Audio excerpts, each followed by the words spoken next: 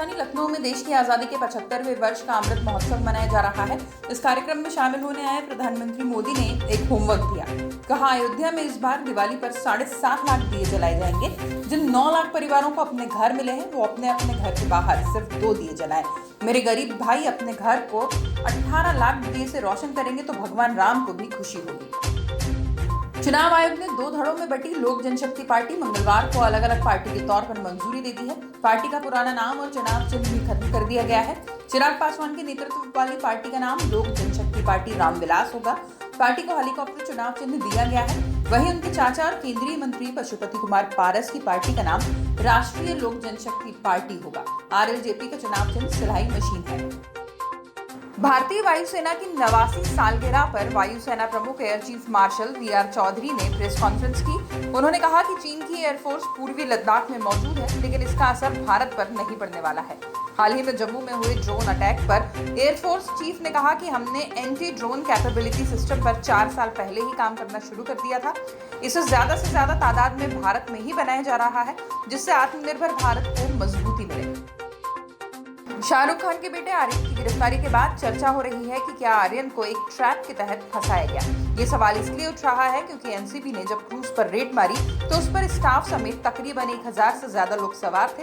NCB ने इस मामले में 8 लोगों को शनिवार रात को हिरासत में लिया था, जिसमें से सिर्फ 3 की गिरफ्तारी रविवार सुबह दिखाई गई।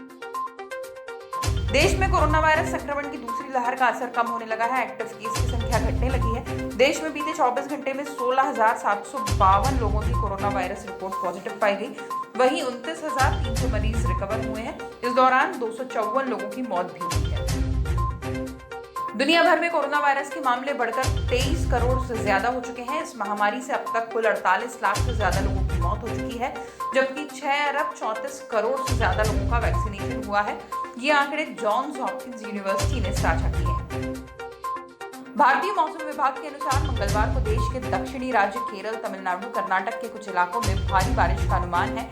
इसके मद्देनजर इन राज्यों में कहीं रेड तो कहीं ऑरेंज अलर्ट जारी किया गया है।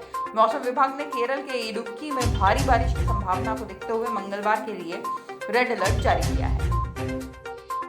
सितंबर के अंतिम हफ्ते की बारिश ने सब्जियों की कीमतों में गर्मी ला दी है। सब्जियों की कीमतें 200 रुपए किलो तक पहुंच गई हैं। सबसे महंगा हरा मटर है। ये इस समय बाजार में 200 रुपए किलो बिक रहा है। त्योहारों के बीच देश में सोने की मांग पटरी पर लौट आई है। बीते महीने यानी सितंबर में 91 टन सोने का आयात हुआ।